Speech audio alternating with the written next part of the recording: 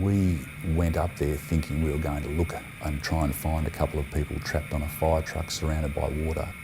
When we arrived at Grantham, I think for a moment there was just stunned silence in the aircraft. And I'm just like, my God, this is just a massive flood. We're going to have to start working and get these people out of this. Mark, thanks for talking to us today. Now tell me, what's the attraction of being a helicopter pilot? I think being a helicopter pilot is the best job in the world. You get to strap this machine to your back and just go for a walk in space. Your office window is continually changing and you can just see life from a whole different perspective. And at the point when you're flying, you're just so engrossed. I mean, you're part of that machine. You know, you just linked into it is what I'm trying to say. And it's almost like slow motion in your head for a second, but it's such instantaneous. We also have the ability to go and land anywhere with a helicopter, which is why it's such a beautiful machine. The trauma and things that we can get to and deal with immediately really enables us to operate and help people within what they call the golden hour. Talking about Grantham and the rescue that happened there, did anything in your training in the past prepare you for the situation that you confronted? Jenny, Grantham was just an extraordinary situation to be faced with. It was about 4:30 in the afternoon by the time we arrived at Grantham. The weather that day was absolutely atrocious. It was the worst flying conditions you could ever imagine. If you had a choice, you wouldn't fly. It was a lot of heavy rain. There was low cloud, there was storms around, there was a lot of lightning, there was sheet lightning, bolt lightning. There was every terrible part of weather you could imagine. And we ducked and weaved up that valley to get there to start with. And as we arrived over Grantham, the flood water that was smashing through was really just a total shock to us. There's trucks being pushed along, there's boats, there's an aeroplane floats past in front of me with the tail of the aeroplane sticking out of the water. And there's people dotted on every roof you can see, 50, 60, 70 people just sitting there looking at us. And I said to our guys, what are we going to do here? How are we going to tackle this? And then you start to think, wow, there's all those people on the roofs, who's in the water? So how did you tackle that? You're there, you're thinking, I've got all these people I need to rescue. How do you approach it? Who do you take first? Well, that's the biggest question, Jenny. And as it turned out for us, we looked at, were there any people in the water? Who was in the most dire circumstances to start with? And we couldn't see anyone because of the amount of water that was moving and the debris that was in it.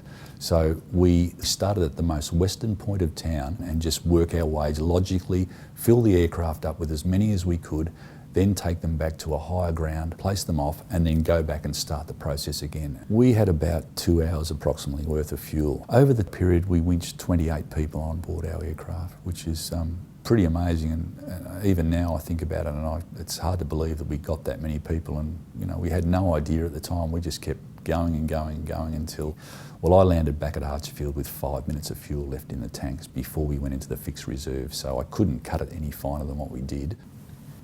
Of those 28 people that you rescued, which was the most difficult rescue in that 2 hour time? I think the most difficult one was the one with Fran and Ken Arndt. That's because they were clinging to trees. And what was extraordinary with this, Jenny, was the fact that we were going towards a house with about 5 people on top of this roof. But as we were going towards them, they were pointing to the trees. And I said to Parso, these people are pointing at something, mate. I can't see anything. We couldn't see anything in the trees. And we got closer to the house. The downwash of the helicopter blew the trees apart, and we could see these 2 little heads sitting down in the tree, sort of looking up at us. And we thought, wow, there's people trapped there, let's get them first. So when Parso winched Mark down, Mark was swept under the trees and we lost sight of him. That's a very dangerous situation when you're winching, because if it gets snagged on something and the aircraft moves the wrong direction, the aircraft would act like a pendulum attached to the winch cable, and we would end up crashing the aircraft into the water or into the roofs or the trees that we were hovering next to. That was really a dangerous time for us. Parso said that he'd lost sight and that he might have to cut the cable. I said to Parso, let's just wait a little while, which seemed like forever but was probably only seconds. And I said, well, just give him some time, and then when you're ready, just winch the cable in. And as it turned out, as Parso winched Mark up, he popped out of the trees with a survivor, which happened to be Fran. And based on what had happened on that first one, we knew that he'd go into the trees, we'd give him a period of time. he'd get the strop around Ken, and then we'd winch them up. So that was pretty extraordinary, actually, that one, to get through that and get those two out of that scenario. It's still very raw for us as well. You know, I don't see myself as a hero, neither does Paso or Mark or anyone else. You know, we just went and did our job, and we wanted to help people. I mean, we were all on an emotional tightrope. We were stressed to the maximum with what we did. We were concerned that we left people behind. I was horrified that people had died out there and that we couldn't help them. I think it's going to take quite a while to just process the whole thing. I mean, for me, it was very emotional because my house was flooded as well. So I've been on both sides of the fence. So I was the rescuer, and then I needed to be rescued as well. So I really saw the other side that perhaps in other jobs I hadn't seen before. So, where were you when you heard that your own house was going to go under the water? it was on the second day, on the 11th of January. I'd gone back to work that morning at about 4 a.m. to get back on board the aircraft and fly it out. And then my mobile phone rang, and it's Julie, my wife, saying, hey, Ross has just come in from next door and said we're going to be flooded, and by the way, there's water pouring in the back from the stormwater drains and the gutters are overflowing. What am I going to do? I just said, Jules, just get our boys and get out of the house. Leave everything and just get out of the house. Because I'm suddenly thinking, oh my God, if it's flooding there, is it going to come through there like it did with Grantham? Not knowing exactly what was happening.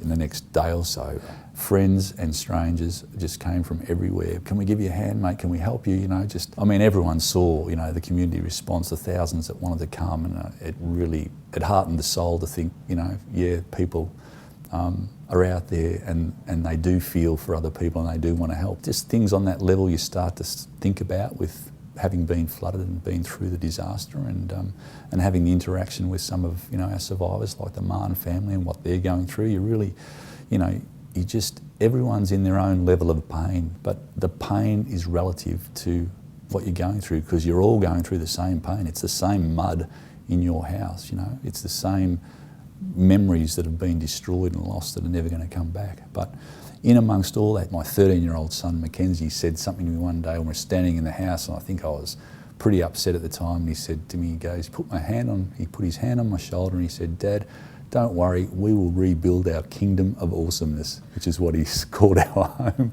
And that just blew me away. I thought, wow, you know, the little fella has taken on that role to support me, which was just a magnificent thing. And for us, you know, I'm alive, my wife's alive, my son's alive, you know. That is so important, that they now understand that no matter how bad anything can get, even if our house is destroyed, we will always be all right, even though we go in and out of emotions and you know, we might be angry, we might be sad, we might be happy, whatever that is, we will always be strong together as a family and be able to support each other, and we will get through it.